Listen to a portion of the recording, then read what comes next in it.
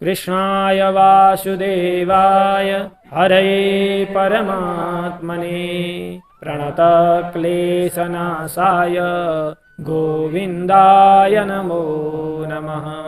भन्नुहोस् भागवत भगवान को, श्री सद्गुरुदेव भगवान को, श्री वेदव्यास भगवान को, श्री सुखदेव जी महाराज को, राष्ट्रदेव पशुपतिनाथ को, वृंदावन बिहारी लाल को। जय जय श्री राधे श्याम। अखिल कोटि ब्रह्मांड नायक अकारण करुणा वरुणालय निवृत्त निकुंज विहारी रास रासेश्वर भगवान श्रीहरि श्री कृष्ण को साक्षात वाङ्मय प्रतिमूर्ति श्रीमद् भागवत महापुराण जसको सायंकालीन स्वाध्याय कक्षा विशेषमा हामी समुपस्थित भइसकेका छौँ। हामी प्रतिदिन यस सायं कक्षाका माध्यमबाट भागवतका अक्षर विग्रहहरू तिनीहरूको यथामति अक्षरश अर्थहरूलाई हेर्ने प्रयत्न गरिरहेका छौँ। यही क्रममा हामीले द्वितीय स्कन्धको चतुर्थ अध्यायलाई प्राप्त गरेका छौँ। चतुर्थ अध्यायमा सुतजी महाराजलाई सौनकादि 88,000 ऋषिहरूले नैमिषारण्यको त्यो पुण्य भूमिमा राजा परीक्षितलाई सुखदेवजी महाराजद्वारा गंगा तटमा बताइएका भगवानका दिव्य लीला चरित्रहरूलाई श्रवण गराउनुहोस् भन्ने जो प्रश्न गर्नुभएको थियो, त्यही प्रश्न अनुसार राजा परीक्षितले सुखदेवजी महाराजलाई जो भगवत विषयक प्रश्न गर्नुभयो, तब सुतजी महाराज भन्नुहुन्छ सुखदेवजी महाराजले इष्ट वन्दना गर्नुभयो, मङ्गलाचरण गर्नुभयो। मङ्गलाचरण गर्दै हुनुहुन्छ यहाँ सुखदेवजी महाराजले। हामी 15औं श्लोकसम्म पुगेका थियौँ। यहाँ 12 श्लोकदेखि सुखदेवजी महाराज परमात्माको ध्यान गर्न लाग्नु भएको छ। हामी पनि अब 16 श्लोकदेखि अगाडि कस्ता परम प्रभु परमात्माको सुखदेवजी महाराजले ध्यान गर्नुहुन्छ हेरौँ।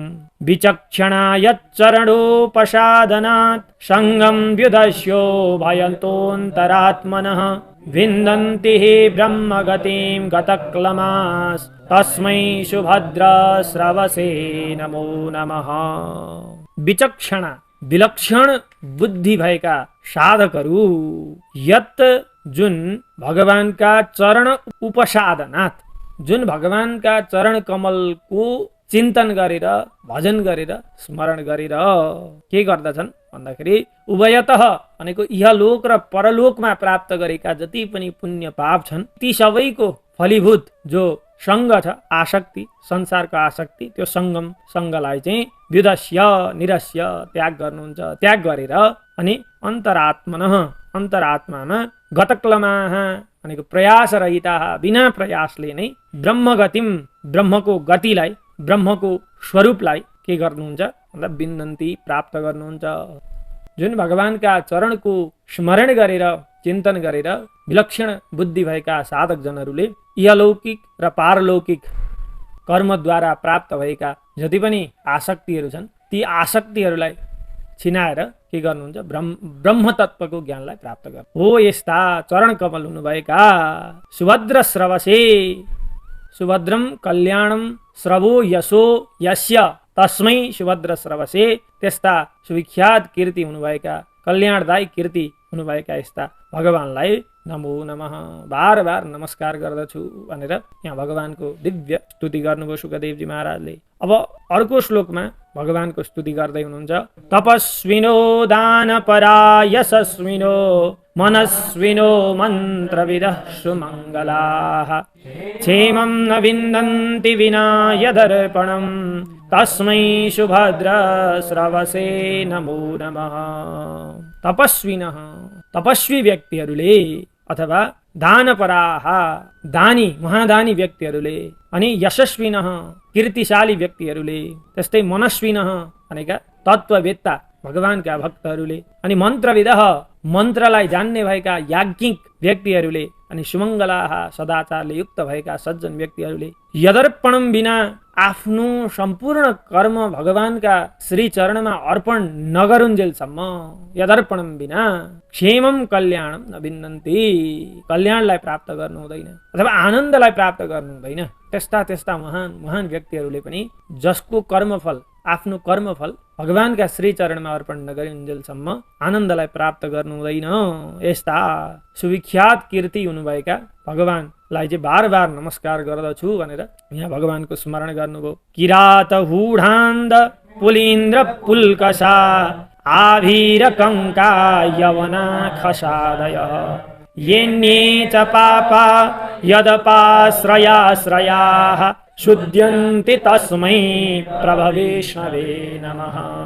किरात, किरात भनेको एक जाति विशेष, त्यस्तै हुड, हुड भनेको नि एक जाति विशेष, आन्ध्र पनि जाति विशेष, अनि पुलिन्द यो पनि जाति विशेष, पुल्कष यो पनि जाति विशेषकै नाम हो। अनि आभिर, कङ्क, यवन, खस आदयः यी सबै जाति विशेषहरू। यी चाहिँ कस्ता जाति विशेष भन्दा भगवत तत्त्वबाट विमुख भएका, भगवानको चिन्तनबाट विमुख भएका, उनीहरूलाई थाहा छैन भगवत तत्त्व के हो, केवल संसारमै रुमलिरहेका छन्, यस्ता ये जो जातिहरू छन्। अनि फेरि अन्य च ये पापा, अरू पनि जति पनि पापाचारमा लिप्त भएका, ज्ञानवश अज्ञानवश पाप कर्ममा आसक्त भएर लागेका जति पनि जातिहरू छन्, ती जातिहरू चाहिँ यदुपाश्रयाश्रया, जो भगवानका चरण कमलको सान्निध्य अथवा कीर्तनलाई गर्ने भएका भक्तका सान्निध्यलाई पाएर पनि शुद्ध्यन्ति, शुद्ध भएर जान्छन्, निष्पाप भएर जान्छन् भनेपछि तस्मै त्यस्ता प्रभु विष्णवे, सारा पाप ताप सन्ताप सबैलाई नाश गर्ने हुनुभएका यस्ता भगवानलाई चाहिँ के गर्दछु, नमस्कार नमस्कार गर्दछु भनेर भन्नुभयो। जस्तो भगवानका भक्त दासानुदासो भवितास्मि भूयः भनेर वृत्रासुरले पनि भगवानको स्तुति गर्दछ।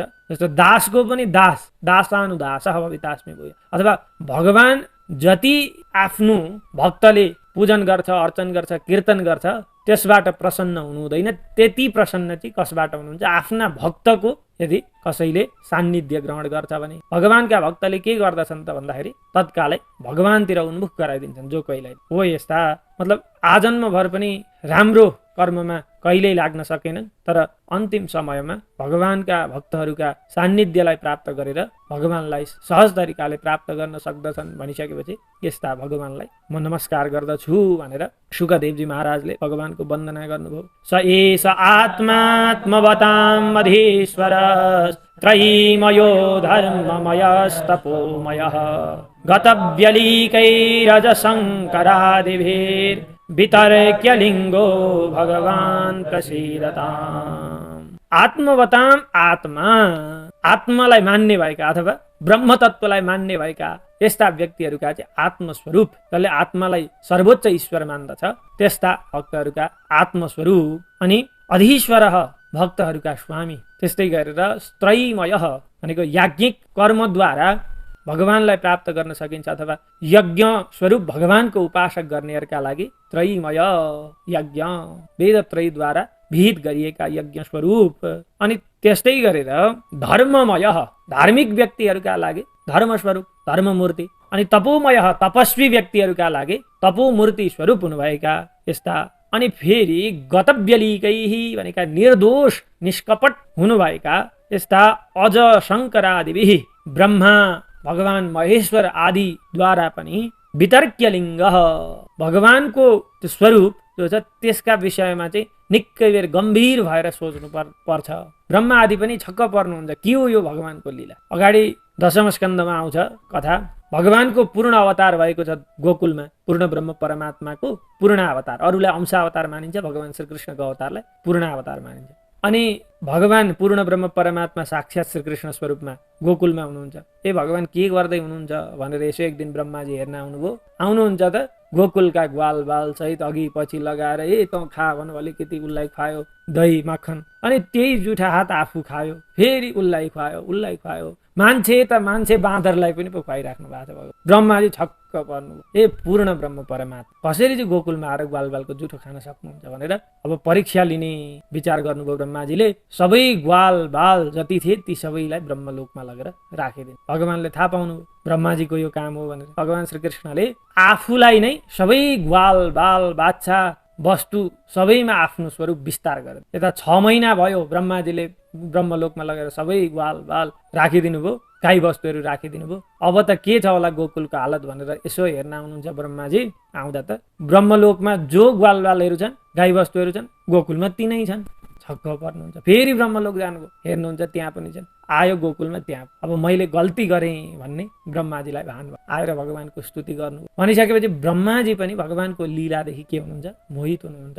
ब्रह्माजीलाई पनि थाहा हुँदैन भगवानले के गरिराख्नु भएको छ भनेर। हो त्यस्ता निष्कपट दोषरहित हुनुभएका ब्रह्मा भगवान शङ्कर आदि पनि निकै बेर गम्भीर भएर सोच्नुपर्छ भगवानका लीलाका प्रसङ्गहरूमा भनिसकेपछि स एष त्यस्ता उहाँ भगवान जो पूर्ण ब्रह्म परमात्मा हुनुहुन्छ उहाँ चाहिँ के हुनुहोस्, प्रसिद्धता मसँग प्रसन्न हुनुहोस् भनेर सुखदेवजी महाराजले यहाँ प्रार्थना गर्नुभयो। अब अगाडि पुनः अर्को श्लोकमा प्रार्थना गर्नुहुन्छ। श्रियः पतिर्यज्ञपते प्रजापतिर् धियां पतिर्लोकपतिर्धरापतिः पतिर्गतिश्चान्दकवृष्णि सात्वतां प्रसीदतां मे भगवान् सतां पतिः।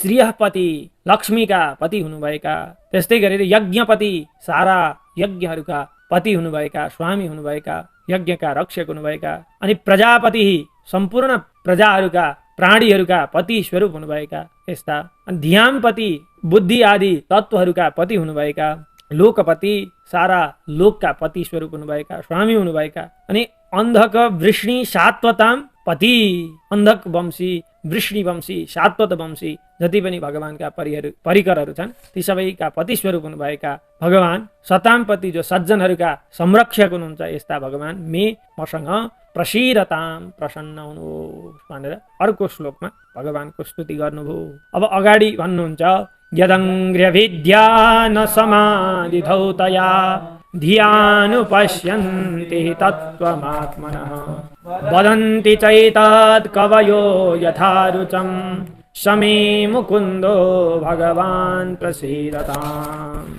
यत जुन भगवानका अङ्ग्रिभिः चरण कमलहरूको ध्यान गरेर समाधिलाई प्राप्त गरिसकेपछि धौतया भनेको शुद्ध भएको ध्या बुद्धिले कवय विद्वान जनहरू आत्मनः तत्त्वम आत्मतत्त्व पूर्ण ब्रह्म परमात्माको अनुपश्यन्ति साक्षात्कार गर्नुहुन्छ।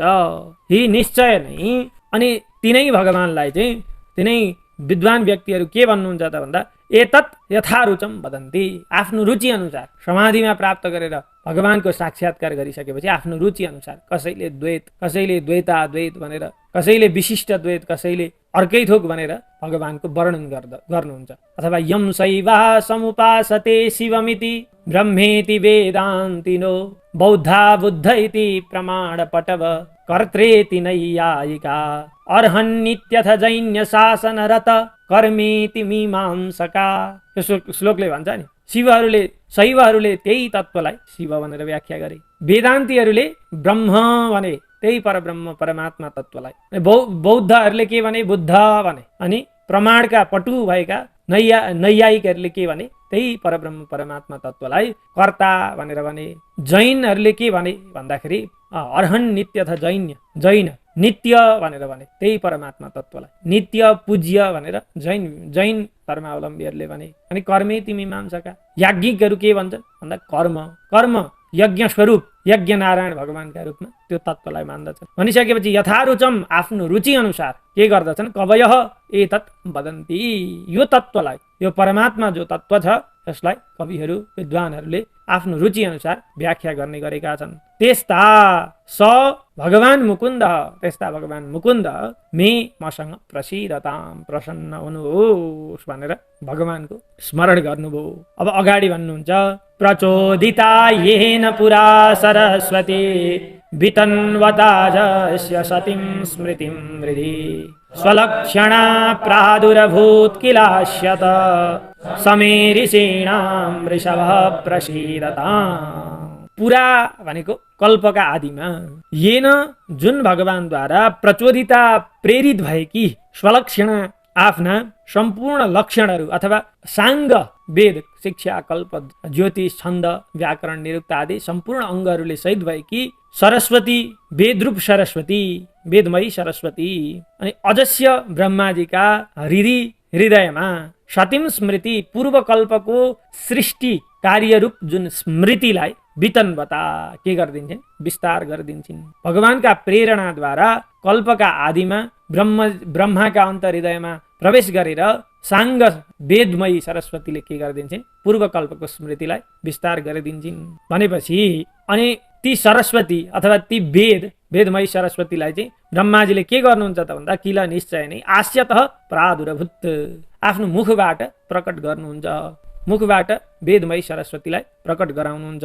भनिसकेपछि ऋषिणाम विद्यादात्रीणाम ऋषभ श्रेष्ठ, विद्या प्रदान गर्ने, वेद विद्या प्रदान गर्ने व्यक्तिहरूमा ऋषभ श्रेष्ठ हुनुभएका, ब्रह्मालाई पनि वेद प्रदान गर्ने हुनुभएका यस्ता भगवान चाहिँ मे मसँग, स भगवान मे मसँग प्रसिद्धताम प्रसन्न हुनु। हामीहरूले प्रथम श्लोकमा तेने ब्रह्म हृदय आदि कवै मुह्यन्ति यत् सूरय भनेर पढाएको थियौँ नि। सङ्कल्प मात्रले भगवान ब्रह्मालाई पनि जो सत्य स्वरूप भगवानले वेदको विस्तार गर्नुभएको थियो, वेदको ज्ञान प्रदान गर्नुभएको थियो, ती भगवान मसँग प्रसन्न हुनुहोस् भनेर भन्नुभयो।